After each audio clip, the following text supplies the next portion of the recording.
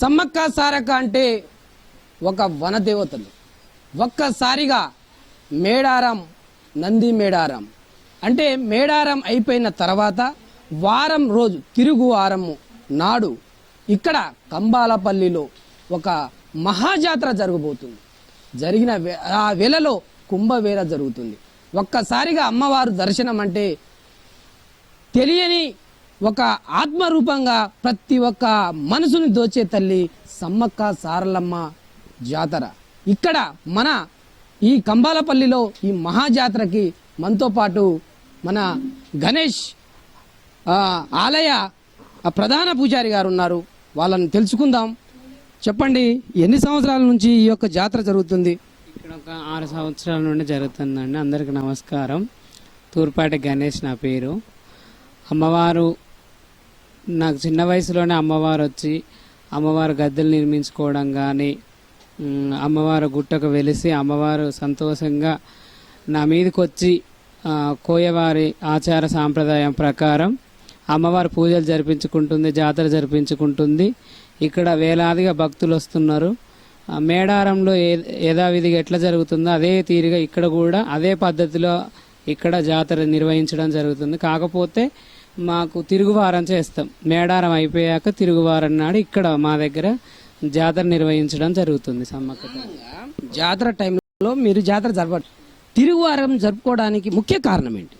తిరుగువారం అంటే అమ్మవారు పౌర్ణమి నాడు అక్కడ ఉంటుంది కాబట్టి అమ్మవారు మళ్ళీ గద్దెకు పోయినాక అక్కడ నుండి పసుపు కుంకాలు తెచ్చుకొని మళ్ళీ ఇక్కడ మేము 5 రోజులు పూజలు నిర్వహించి మళ్ళీ తిరుగువారం చేసుకోవడం జరుగుతుంది. ఆ నుండి పసుపు కుంకుమ తెచ్చుకొని మీరు అక్కడ చిలుకల గుట్ట దగ్గర నుంచి అమ్మవారిని తీసుకొని వస్తూ ఉన్న టైంలో ఒక్కసారిగా అమ్మవారు మీ మీదకి వచ్చేస్తుంది. వచ్చిన ఆ టైంలో ఒక్కసారి మిమ్మల్ని వచ్చి ఇలా మీ ముందుకు వచ్చి ఇట్లా పట్టుకుంటే ఇలా ఇలా మీ దర్శించుకుంటే వాళ్ళ కోరిన కోరికలు తీరుతాయి అంటున్నారు. నిజమేనా? నిజమే అండి. అమ్మవారు గుట్ట నుంచి గద్దెకొచ్చే ఆ యొక్క సమయంలో భక్తులు ఎవరైతే ఉన్నారో అమ్మవారిని ఎదుర్కొని వాళ్ళు ఎలాంటి కోరికలు అయితే కోరుకుంటారో అవి అమ్మవారు నిర్వహిస్తుంది, ఖచ్చితంగా నెరవేరుస్తుంది. అమ్మవారు ఆదిశక్తి అమ్మవారు కాబట్టి ఖచ్చితంగా అనుకున్న పనులు కూడా అమలు చేస్తుంది అమ్మవారు. సమ్మక్క మొత్తంగా చూస్తూ ఉంటే అంతా శివశక్తులతో సంబంధించిన దేవతలతో పాటు ఇక్కడ వనదేవతలతో పాటు ఇక్కడ శ్రీ ఆంజనేయ స్వామి, ఇక్కడ శివాలయం కూడా ఉంది. చాలా పుణ్యక్షేత్రంగా కనిపిస్తూ ఉంది. ఒక్కసారిగా ఈ అన్నీ మీరే దగ్గరుండి ఇక్కడ అమ్మవారు వచ్చి మీ కళలో వచ్చినప్పుడే ఇక్కడ గద్దె కట్టడం జరిగిందా?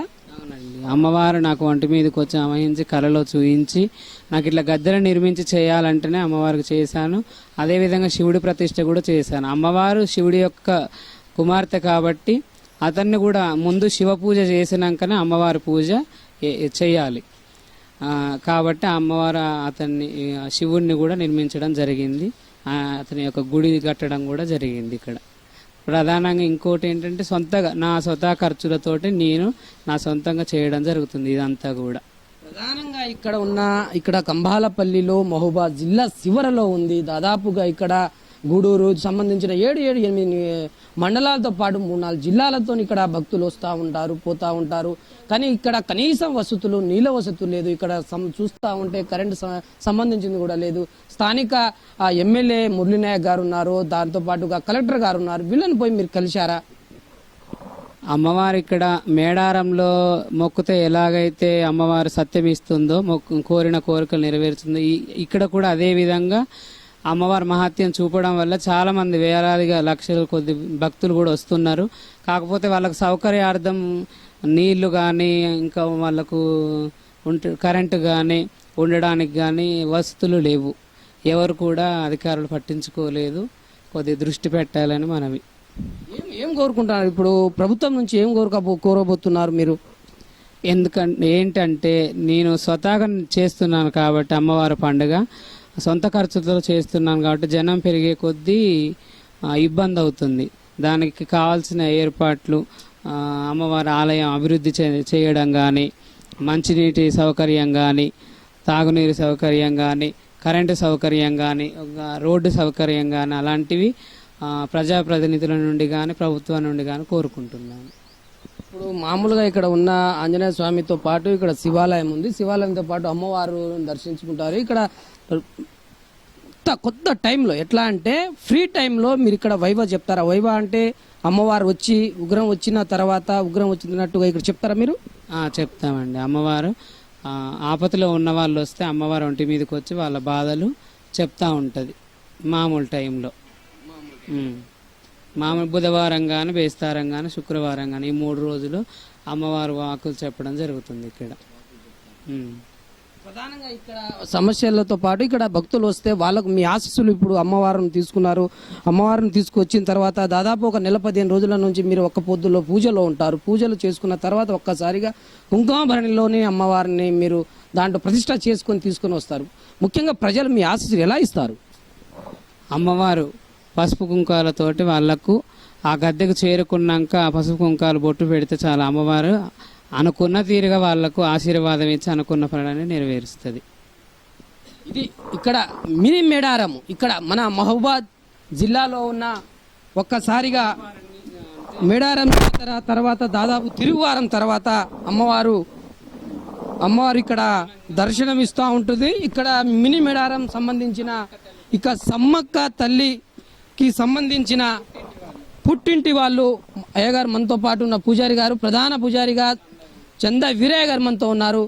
అమ్మవారి యొక్క నియమాలు నిర్దిష్టాలు ఎలా ఉండాలి ఏంటనేది వాళ్ళ దగ్గర అన్ని క్లుప్తంగా తెలుసుకుందాం. చెప్పండి అమ్మ. నా పేరు చందా వీరయ్య. నేను శ్రీ సమ్మక్క దేవత పుట్టింటి వాడిని. మా ఇంట్లో పుట్టి పెరిగినటువంటి అమ్మాయి. ఈమెకు భర్త పగిడిద్దరాజుకు పెళ్ళి అయిన తర్వాత మేడారము భర్త తీసుకొని పోయిండు. అక్కడి నుండి అప్పుడప్పుడు మా దగ్గరకు పోతూ ఉంటున్నది. మా కాడ కూడా ఒక గుడిని ఏర్పాటు చేసుకున్నాం. దాని ద్వారాగా మేము జాతర ప్రతి సంవత్సరం అంటే మేడారం పోయినవాడు మా పెద్దవాడు అని అంటే మేడయ్య, చిన్నవాడు అనేడం చిరుమల్లలో ఉన్నాడు. అయితే వీళ్ళిద్దరూ అన్నదమ్ముల బోటాల కింద పంచుకొని అమ్మవారు పుట్టినటువంటి రోజు కార్తీక పౌర్ణమి, అన్నం ముట్టించినట్టు రోజు శ్రావణ పౌర్ణమి, తర్వాత పెళ్ళి అయిన రోజు మాఘ పౌర్ణమి. కాబట్టి వీళ్ళిద్దరు అన్నదమ్ములు మన యొక్క జ్ఞాపకార్థం అమ్మ ఏది సమ్మక్క దేవత జ్ఞాపకార్థం కోసం ఒకరు 1 సంవత్సరం చేసుకోవాలి, ఒకరు 1 సంవత్సరం చేసుకోవాలని నియమం పెట్టుకున్నారు అన్నట్టు. నియమం పెట్టుకుంటే మేము మా దగ్గర చేసుకుంటాం. ఈ సంవత్సరం మేడారం అయింది, వచ్చే సంవత్సరం ఏమో మా చిరుమలలో అవుతుంది. అదే ప్రకారంగా మేమేందంటే మంగళవారం నాడు మండ మెలుగుడు అని ఉంటుంది. బుధవారం నాడు ఒక్క పొద్దు, పూజారులు ఎవరైనా ఒక్క పొద్దు ఉండాలి. అదే బుధవారం రోజు సాయంత్రము సారలమ్మ వస్తుంది. సారలమ్మ తర్వాత దేవత యొక్క నిశాన్లు వస్తాయి. గురువారం రోజు ఉదయము వనదేవత వస్తుంది. మధ్యాహ్నం అంటే సాయంత్రం 4 గంటలకి మన యొక్క తల్లి దేవత వస్తుంది గురువారం. శుక్రవారం నాడు సుంకు పండుగ అని మొక్కులు ఇచ్చుకోవడానికి, భక్తులు మొక్కులు ఇచ్చుకోవడానికి అదొక రోజు. తర్వాత శనివారం రోజు పగలు 10 గంటలకల్లా అమ్మవారిని మళ్ళా గుట్టకు చేరుస్తాం. ఈ అమ్మవారు ఎక్కడైతే గుట్టకు చేర్చినావో అదే చిలకల గుట్ట అని చెప్పని మేము పేరు పెట్టడం జరిగింది. అంటే అయితే ప్రధానంగా ఇక్కడ దాదాపుగా ఇక్కడ అమ్మవారు రావడానికి కారణం ఏంటి? అమ్మవారు రావడానికి కారణం అంటే ఈమె ఎంతో మందిని పట్టుకొని భక్తులను పట్టుకొని తూలిస్తూ ఉంటుంది, ఒంటి మీదకి వస్తుంది పూనకడమై. అలాంటప్పుడు ఇక్కడ ఈ యొక్క తూర్పాటి గణేష్కి ఒంటి మీదకి వచ్చిన తర్వాత ఆయన చేసుకోవటం జరిగితే మేమేం చెప్పినామంటే మేడారం పోయి అక్కడ పసుపు కుంకుమలు పట్టుకొచ్చుకో, తిరుమలలో వచ్చి పసుపు కుంకుమలు పట్టుకొచ్చుకున్న తర్వాత నీ గుడిలో పెట్టుకొని నువ్వు దాని ద్వారాగా ఆ సమ్మక్క ఆశీస్సులతోని ఎవరికి బొట్టు పెట్టినా ఎవరికి ఏది చేసినా వాళ్లకు ఆ యొక్క సమ్మక్క ఆశీస్సులు ఉంటాయి. సంతానం అంటే సంతానము, రోగము ఏదన్నా జ్వరం వచ్చినా జంతు వచ్చినా అన్నిటినీ చేయడానికి ఏది పారదోలటానికి ఒక సమ్మక్క దేవత నువ్వు ఇది చేసుకోమని చెప్పని గణేష్కు చెప్పడం జరిగింది. అప్పుడు గణేష్ ఇక్కడ ప్రధానంగా అక్కడ మేడారంలో జరుగుతున్న జాతరతో పాటుగా అక్కడ ఆ చెట్లో పడిగిద్దరాజు గారు పాము రూపంలో కనిపిస్తారు. ఇది వాస్తవమా నిజమా అనేది చెప్పు. నెమిలినార చెట్టు దగ్గర గద్దె వేసుకొని పూర్వము అక్కడ చేసినారు.